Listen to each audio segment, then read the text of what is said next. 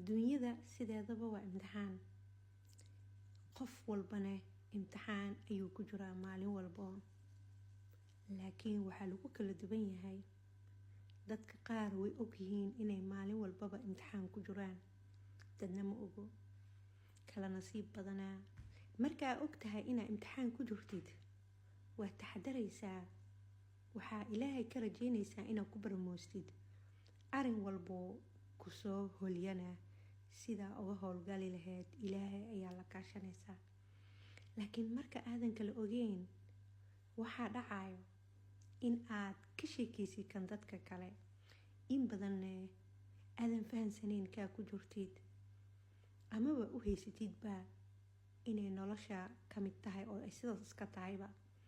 laakiin waqti ayaa kugu socdo, imtixaan kasta waqti ayuu leeyahay.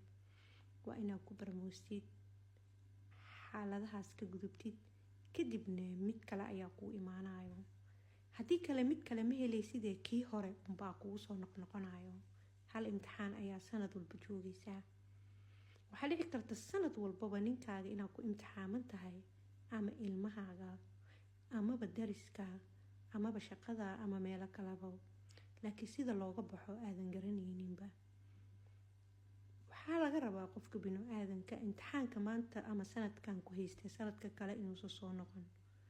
aad ka baxdid, ka gudubti, ku kale ilaahay kuu keeno, waa dhismanaysaa. imtixaankii 5 sano ka hor ku soo maray markuu kugu soo noqdo, sidee uga gudbaysaa? ilan mar hore ayaa ka gudubtay, waa taqaanaa. markuu soo noqdo arinkii oo kale sida loo xaliyaa ayaa taqaanaa. laakiin haddaadanba garanayn imtixaamada kusoo wajahaya iyo sida loo xaliyo, noloshana sideeda waa imtixaan. inaad u diyaar garoodid ayaa ku wanaagsan, ayay walaashaa ku leedahay. waa inoo soo kordhin doonaa sida aan nolosha imtixaamada maalinlaha ee uga bixi lahayn, aana uga gudbi lahayn, una gudbi lahayn imtixaamo kasii adag. maaha imtixaanka hadda maraysid inuu fudud yaa dhici karto oo ku kasii daran kuu imaado, laakiin still weli haddaad tahay ilmo tahay, caqiida ahaan iyo ka iimaan ahaanba, kii kale ayaa la rafanaysaa. kan kale markuu soo gaarana waaba suuxaysaaba.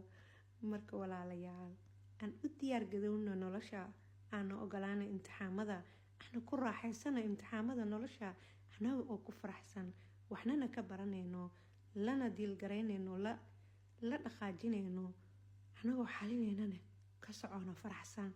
maxaa yeelay ilaahay ayaa sida ugu dhawaanaysaa, ciidan ayuu kuu soo dirayaa, waa xoogaysanaysaa. ka caqiida ahaan cagaha ayaa dhulka dhigaysaa, ruux ku laqlaqi karana male. wixii kusoo abaarane ayaga ayaa isku noqonayo. awoodaada cirka ayay jirtaa oo Allah ayaa ku siiya, ilaahay ayaa kula jiro. markaa ku talagal maalin walba imtixaanka inaan isku diyaarino si u guuleysano. hurdo caafimaad, Allahna barya. Salaamu calaykum.